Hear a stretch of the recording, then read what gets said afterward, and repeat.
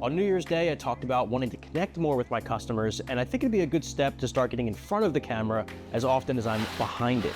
I think getting to know the person actually making your products is arguably as important as the quality of the products themselves.